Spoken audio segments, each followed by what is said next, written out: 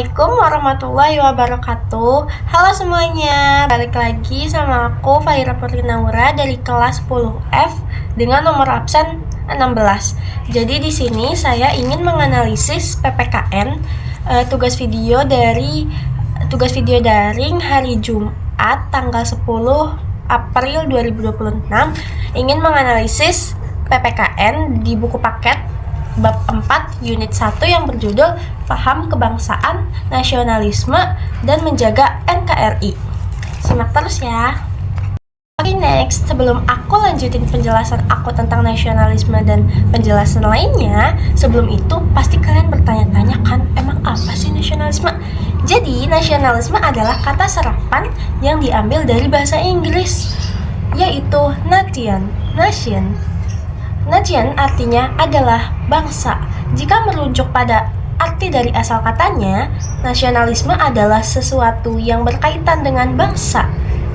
Bangsa sendiri adalah sebuah rumpun masyarakat yang tinggal di sebuah teritorial yang sama dan memiliki karakteristik yang hampir sama. Menurut Kamus Bahasa Besar Indonesia atau KBBI, nasionalisme adalah sebuah paham yang mengajarkan untuk mencintai bangsanya sendiri. Dalam hal ini, jelas jika nasionalisme sangat erat kaitannya dengan mencintai negara, baik budayanya, masyarakatnya, maupun tatanannya yang ada di negara tersebut. Nah, setelah kalian memahami apa arti dari pengertian nasionalisme, pasti kalian juga harus tahu nih betapa pentingnya tujuan nasionalisme. Tujuan nasionalisme itu adalah menumbuhkan dan meningkatkan rasa cinta terhadap tanah air dan bangsa. Yang kedua, membangun hubungan yang rukun dan harmonis antar individu dan masyarakat. Yang ketiga, membangun dan mempererat tali persaudaraan antar sesama anggota masyarakat. Dan yang keempat, berupaya untuk menghilangkan eksklusivisme dan tuntutan berlebihan dari warga negara kepada pemerintah. Yang kelima, menumbuhkan semangat rela berkorban bagi tanah air dan bangsa. Dan yang terakhir atau yang keenam adalah menjaga tanah air dan bangsa dari serangan musuh, baik dari luar maupun dari dalam negeri. Oke, setelah kalian memahami yang udah aku jelasin tadi tentang pengertian dan juga tujuan nasionalisme, harusnya kalian juga tahu nih kalau nasionalisme tuh punya ciri-ciri. Apa aja sih ciri-ciri nasionalisme? Jadi yang pertama, ciri-ciri nasionalisme adanya persatuan dan kesatuan bangsa. Yang kedua, adanya organisasi modern yang bersifat nasional. Yang ketiga, perjuangan yang dilakukan sifatnya nasional. Yang keempat, nasionalisme lebih mengutamakan pikiran, sehingga pendidikan memiliki peranan penting dalam mencerdaskan kehidupan bangsa. Yang kelima, nasionalisme bertujuan untuk kemerdekaan dan mendirikan suatu negara merdeka di mana kekuasaan tertinggi berada di tangan rakyat.